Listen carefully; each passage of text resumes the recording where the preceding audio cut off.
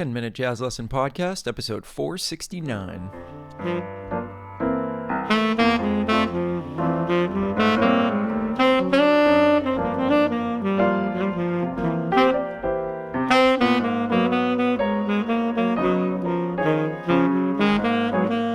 Hey everybody, welcome back to episode 469 of the 10-Minute Jazz Lesson Podcast.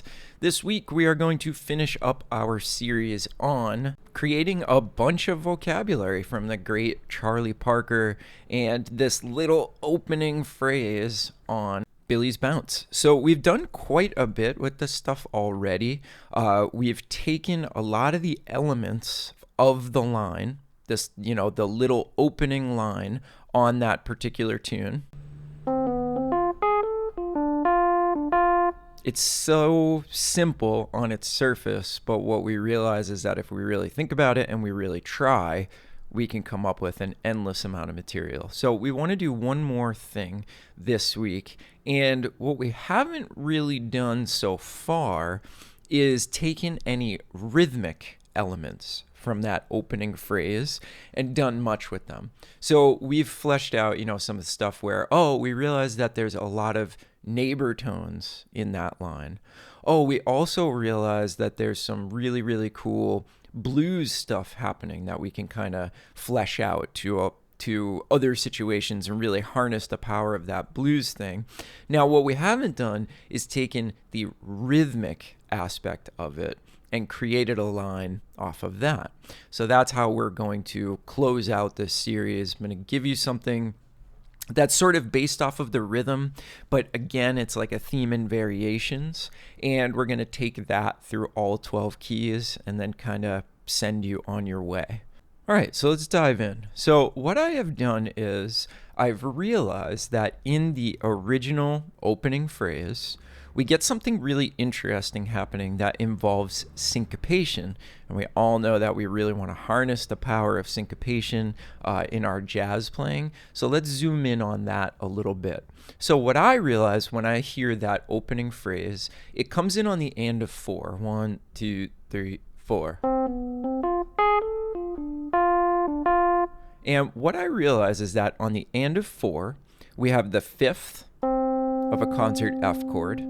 And then we outline the triad, but we do so in a really cool rhythmic way. So we hear that C over F on the and of 4. Then we hear the F, which is the root of the chord, right on beat 2. Then what we hear is the A, which is obviously the third of the chord. That happens right on beat 3. So if we hear it with just those 3 triad notes isolated rhythmically, we get something kind of interesting that happens. So we get the and of 4, and then we get beat 2 and beat 3. So 1, 2, 3, and 4, and 1, 2, 3, and 1, 2, 3, and 1, 2, 3. Okay, so what we're going to do is we're going to isolate those rhythms because I think it's really interesting. We've got an offbeat, the and of 4, and then we've got 2 notes that are on the beat, right? So we got beat 2 and beat 3. Now, what I've done for you is actually I've fleshed out a little bit more of the line. I've used that initial thing, 2, 3, and 4. And then I've said to myself, okay, well, what would sound good after that? What would be a cool way to use that opening idea where Charlie Parker placed those notes in the triad? And I'm going to write my own little phrase after that. So I came up with this. 1, 2, 3, and 4. 2, 3, and 4, and 1. All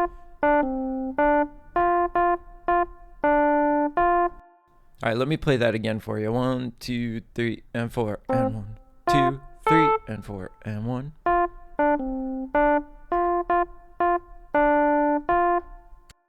So again, what I've done is I've taken sort of the spirit of the line and actually taken one real part of the line, but I've done some editing, right? I've removed some stuff. I'm considering one part of it again, which is, hey, where do these really, really strong notes happen? These notes from the triad. Oh, okay, they happen on the and of 4, then right on beat 2, right on beat 3, and then I've used my own creativity, my own resourcefulness to write a little bit of a phrase after that. So again, I'm just creating vocabulary that is largely inspired by a master like Charlie Parker and one of my favorite songs, which is Billies Bounce.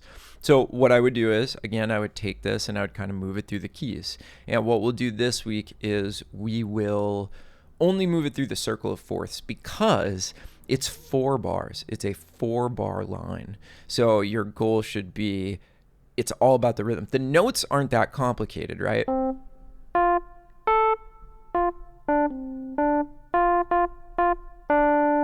In fact, there's only like 4 individual notes. There's only 3 actually. 3 individual notes in the whole thing. This one's going to be all about the rhythm. And if you're a Patreon member, you'll notice on the worksheet I've got a lot of articulations written in there, because when it comes to playing this rhythm and the syncopation and all that kind of stuff, a lot of it has to do with the note lengths. Like, which notes am I playing separated and which notes am I playing more legato and connected.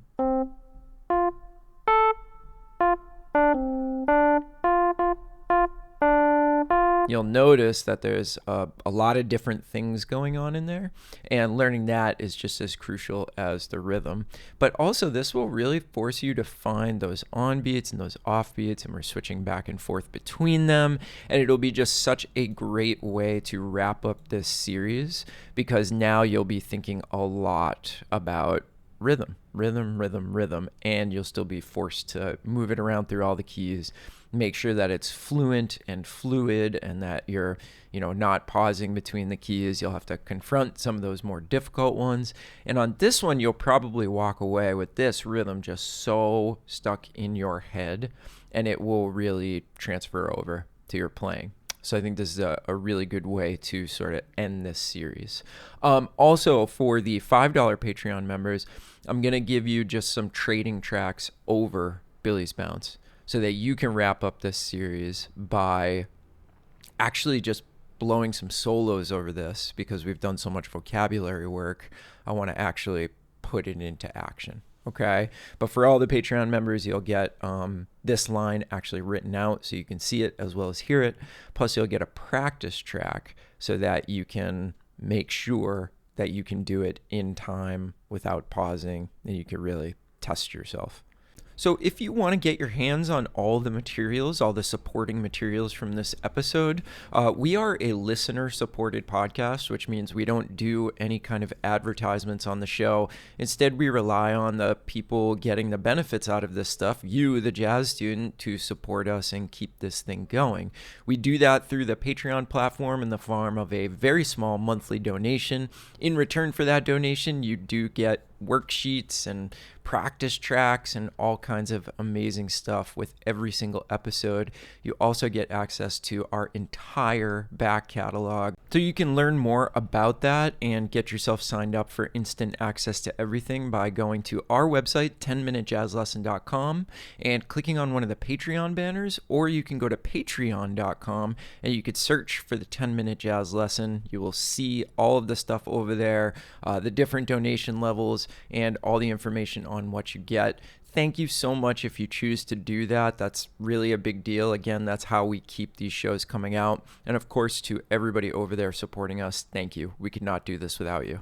All right, that's going to about do it from here. Just a quick note, there's 5 Fridays in August, so we are going to take next week off, as we usually do when there's 5 Fridays in a month. And we'll see you again in September with some brand new material. Have a good one, everybody, and we'll talk to you soon. Bye.